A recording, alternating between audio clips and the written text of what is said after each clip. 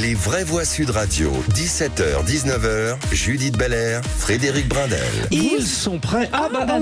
Regardez, ça c'est le retour de vacances, Bah, Judith. ça doit être ça. Alors qui est-ce qui le fait? J'allais vous lancer en fait. Allez-y, parce que j'aime bien. J'aime bien quand vous me lancez. Allez-y. On reprend nos marques, chers 3, auditeurs, chères 4, auditrices. top.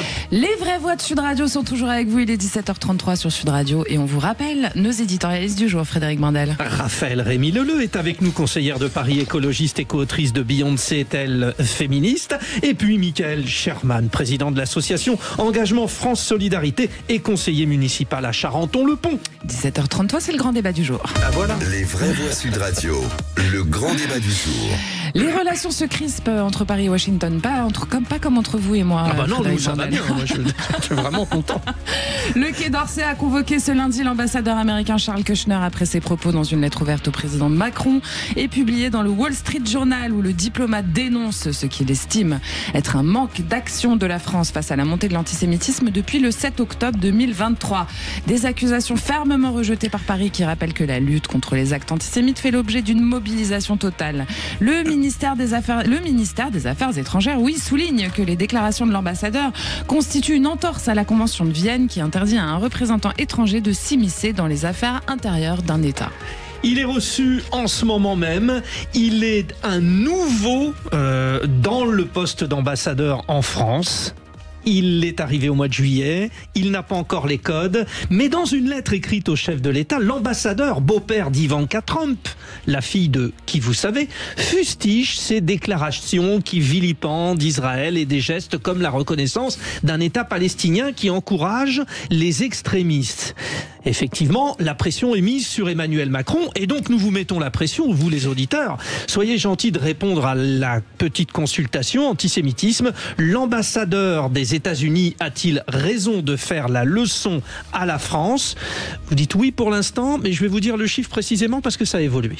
0826 300 300 aussi, vous pouvez nous appeler pour réagir au standard. Aude vous attend et pour en parler, nous sommes avec Jean-Claude Beaujour qui est avocat et président du Forum Transatlantique. Bonsoir Jean-Claude.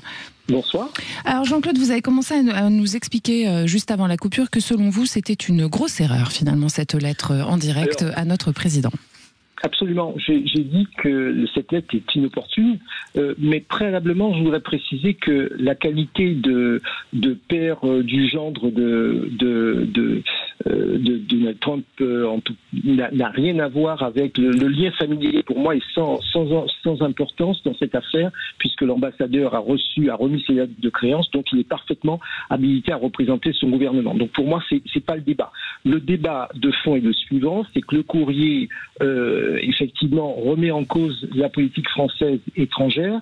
Et vous savez très bien qu'il y a un article 41 de la Convention de 1961 sur les relations diplomatiques qui dit formellement qu'un État ne doit pas s'immiscer dans les affaires intérieures, qu'un ambassadeur ne peut pas s'immiscer dans les affaires intérieures du pays hôte.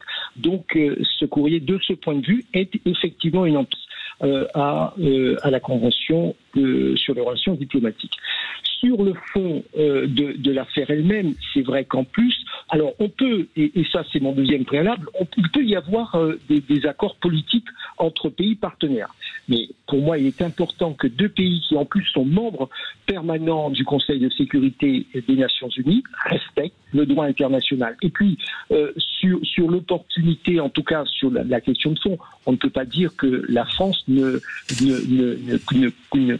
travaille pas à juguler les actes antisémites. Justement, Jean-Claude Beaujour, on va décortiquer tout cela. Vos préambules, on le mérite, mais on n'est pas surpris, c'est pour ça qu'on vous invite. C'est qu'ils sont très clairs et qu'ils présentent clairement la situation. Je voudrais revenir sur la petite consultation. Vous, les auditeurs de Sud Radio, vous dites que l'ambassadeur des États-Unis a raison de faire la leçon à la France à 71%. Alors, continuez de donner votre point de vue, mais quand je fais la petite provocation sur le statut de beau-père, du gendre, enfin bref, de la famille, de machin, l'idée c'est d'aller chercher derrière, il y a une proximité avec Donald Trump et du coup, ce n'est pas anodin comme on pourrait le penser, Raphaël Rémy Leleu. peut penser jugement daté carrément. Eh bien, je suis tout à fait d'accord avec vous, parce qu'en fait, je crois surtout qu'il faut que nous arrêtions en France de nous étonner de la méthode Trump.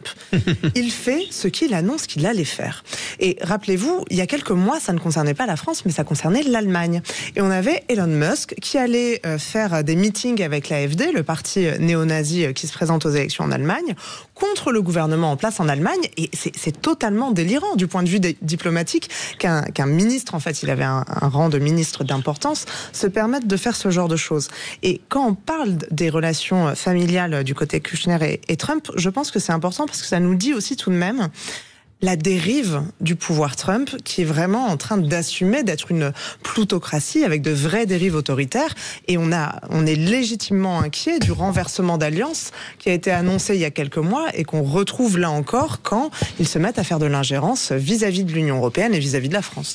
Michael Sherman, cet ambassadeur américain, il accuse Macron notamment d'alimenter le feu antisémite suite à la reconnaissance internationale qu'il veut mettre en place d'un État de Palestine en septembre, le 23 exactement. Alors déjà, pour revenir juste sur les missions officielles, notamment de la diplomatie américaine, la lutte contre l'antisémitisme, d'accord, au département américain, chaque ambassade américaine dans le monde, la lutte contre l'antisémitisme, c'est l'une de leurs missions officielles. Donc c'est pas arrivé sous le mandat de Trump, c'est dans l'histoire américaine, chaque président des États-Unis donne une mission à son ambassadeur de faire de la lutte contre l'antisémitisme, une priorité. Et ce qui ne veut pas dire qu'il n'y a pas d'antisémitisme aux États-Unis quand même. Hein. Évidemment. Mais en tout cas, c'est le fer de lance des États-Unis et leur rayonnement à l'étranger, c'est leur mission. Après, sur les accusations notamment de Charles Kushner.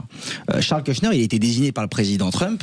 Venir gratter un peu, on a envie de dire. Hein. C'est un peu ça, il a envie de gratter, il vient nous gratter, quoi. En tout cas, ce qui est sûr, c'est que le président des États-Unis, qu'on veut caricaturer en Europe, il fait des choix qui sont assumés. Il sait très bien qu'en nommant Charles Kushner, qui est fils de rescapé de la Shoah, ses parents ont échappé à la Shoah, il s'appelait Berkowitz notamment, ils sont arrivés avec $2 en poche aux États-Unis, la maman de Charles Kushner était une enseignante notamment qui enseignait la Shoah, donc il a une histoire personnelle, il sait très bien qu'en nommant Charles Kushner, il va faire de la lutte contre l'antisémitisme une fer de lance. Il faut savoir que dans les premiers déplacements de Charles Kushner à Paris, l'une de ses premières visites, c'était le mémorial de la Shoah. C'était une de ces 3 visites. Et dans ces accusations, ce qui est sûr, pour répondre en tout cas, c'est que le président de la République, Emmanuel Macron, notre président, élu démocratiquement, lorsqu'il parle bien plus de Gaza que sur la haine anti-juive. On peut rappeler quand même ce qui s'est passé cet été. Il y a eu une quantité d'actes antisémites où tout l'été, nous avons eu le même rabbin de Neuilly qui a été agressé 2 fois en une semaine à Deauville et dans sa propre ville à Neuilly-sur-Seine. Vous avez à Levallois-Perret, qui est quand même une ville calme, que je connais bien, où une grosse communauté où plus de 20 000 juifs vivent. C'est pas Emmanuel Macron le responsable. Non, mais en tout cas, quand vous parlez en tant que président plus d'un État palestinien et de l'urgence d'un État palestinien, que vous n'êtes pas présent à la manifestation de la lutte contre l'antisémitisme et qu'on vous entend plus parler de Gaza que de ses propres concitoyens français, à force de parler plus de Gaza, vous attisez indirectement la haine anti-juive dans notre pays. Jean-Claude Beaujour. Oui, alors juste Jean-Claude, quand même, pour aller dans le sens, je glisse juste une petite question, puis après vous développez évidemment, mais c'est tendu entre Trump et Macron, parce qu'on les a vus notamment lors du sommet sur l'Ukraine et la Russie plutôt bien s'entendre. Donc il y a pression sur Macron ou pas ? C'est bien sûr que c'est tendu, et moi je ne conteste absolument pas et je soutiens complètement ce qui a été dit sur le plan factuel et sur le fait que ces actes sont complètement odieux. Donc là-dessus, il n'y a pas de discussion. Le fait est que politiquement, il peut y avoir des désaccords, mais il y a des voies politiques pour cela. Effectivement, l'ambassadeur aurait pu demander à être officiellement reçu par le ministre des Affaires étrangères pour marquer ses inquiétudes.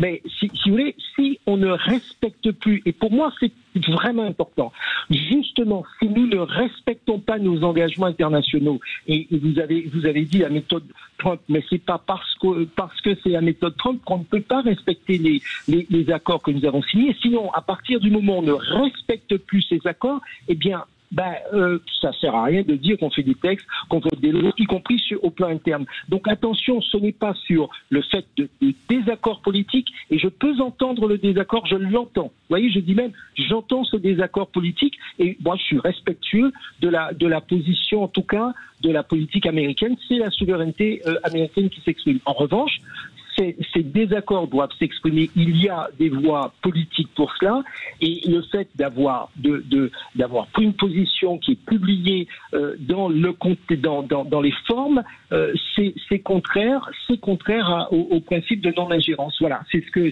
je dis simplement. Il aurait pu être demandé, y compris par le président de la République. Je dis qu'il faut faire attention, parce qu'après, si on ne respecte pas, pour des motifs parfois expliqués, on ne respecte pas les conventions. On vous entend, Jean-Claude Beaujour.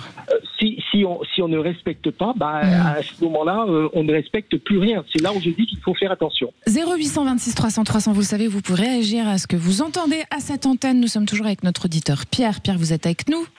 Oui, je suis là. Alors, Pierre, on vous écoute. Qu'est-ce que vous en pensez de tout ça ? On prend une leçon ou pas ? Pardon ? Est-ce qu'on prend une leçon ou pas ? Moi, je crois que surtout, le président Trump joue à la provocation parce que d'une part, il ne supporte pas cette idée de reconnaître la Palestine, et il aborde la question sur le versant de l'antisémitisme pour semer le trouble, non pas à l'international, mais au niveau national. Mais au fond, la question, elle est plus à poser au gouvernement français que au président Macron, puisque Macron, lui, s'occupe de l'international.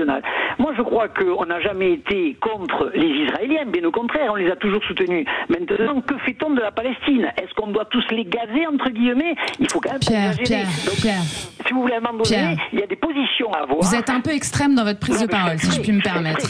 Utiliser les mêmes termes qui ont été utilisés pour la Shoah, pour parler des Palestiniens, c'est compliqué. Permettez-moi de rebondir, s'il vous plaît. Je vous remercie, Pierre.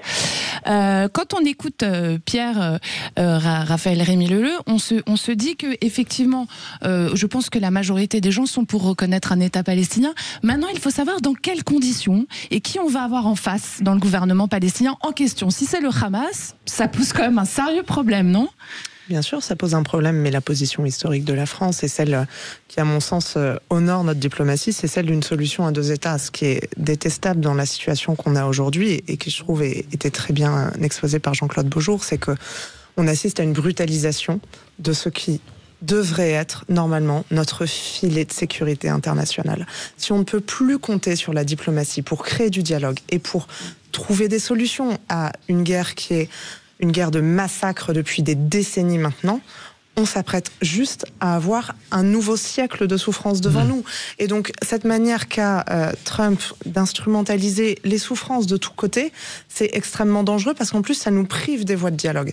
Et personne ne remet en cause ici, et heureusement, parce qu'on l'entend parfois et c'est extrêmement inquiétant. C'est en 2024, on a eu plus de 1500 dépôts de plainte pour des actes, pour des violences, pour des menaces, des insultes antisémites. Donc, oui, 1570 exactement, avec antisémites recensés en France en 2024. En fait, on a un problème d'antisémitisme en France, comme on a un problème d'antisémitisme partout dans le monde entier. Mais on n'arrivera pas à trouver des solutions en mettant de l'huile sur le feu et en détruisant les voies du dialogue. Alors, il y a évidemment ce projet lancé par Emmanuel Macron de la reconnaissance de l'État palestinien. Il arrive le 23 septembre. Donc, c'est la raison pour laquelle peut-être il y a dans cette volonté de choquer cette provocation de l'ambassadeur.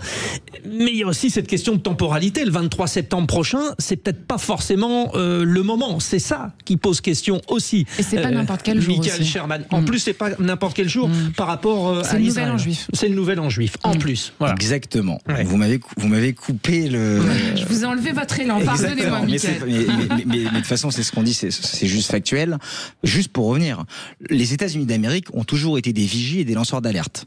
Et parce que les États-Unis d'Amérique ont été des lanceurs d'alerte, ils ont permis de sauver des juifs dans le monde entier, notamment au Yémen, et dans l'histoire des États-Unis d'Amérique. Heureusement que les États-Unis se permettaient de faire de l'ingérence à l'étranger, ou du moins d'être dans leur bon droit, parce que nous, on parle de notre point de vue en tant que Français, en tant qu'élus locaux, en tant qu'élus français, mais eux ils défendent aussi, j'ai envie de dire, pas leur beefsteak, mais leur souveraineté et leur légitimité à parler.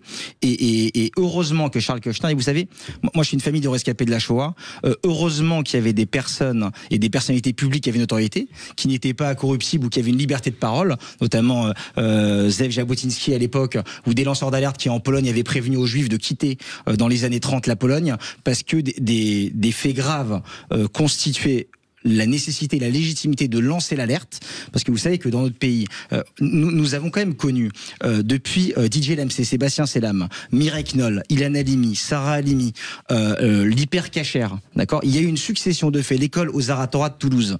Donc au bout d'un moment, c'est juste normal en fait qu'une personne aussi influente que l'ambassadeur des États-Unis puisse prendre la parole. Et moi je vais vous dire la tristesse en fait, c'est que des voix en France ne le font pas. Si aujourd'hui l'ambassadeur des États-Unis en France le fait, mais c'est parce qu'aussi il y a eu un silence pesant et la nature a horreur du vide.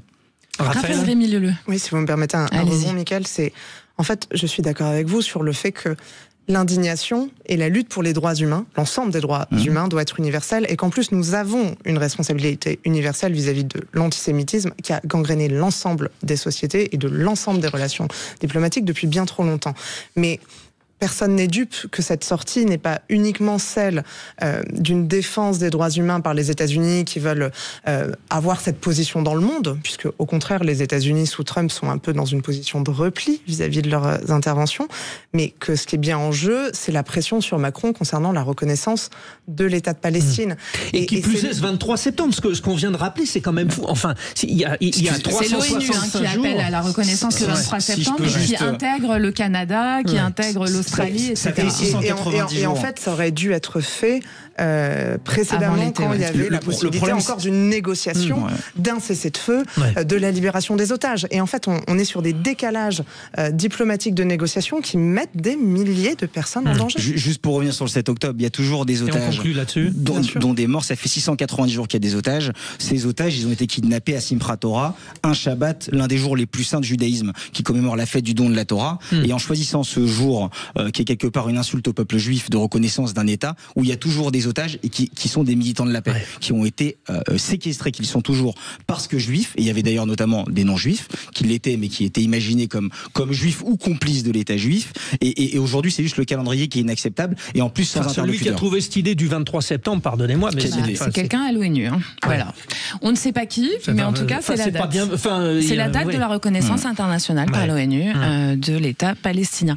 Merci beaucoup à tous les deux, merci Pierre, notre auditeur. Vous restez avec nous dans un instant. Jean-Claude Beaujour aussi, qu'on remercie. Jean-Claude Beaujour, bien sûr, pour évidemment. son éclairage. Jean-Claude Beaujour qui est avocat et puis président du Forum transatlantique. Vous avez raison de me le rappeler. Le spécialiste de la relation américano-française. Voilà. Alors, vous restez avec nous parce que, en fait, oui, du coup, il y a du boulot. Ouais. On va se faire plaisir, on va se détendre un peu. C'est encore l'été, il est 17h50 dans un instant. On va écouter de la musique pour faire un blind test concocté par Frédéric Brindel. Et comme il adore faire ça, je pense qu'il nous a fait plaisir. Voilà. Ouais, allez, à tout de suite.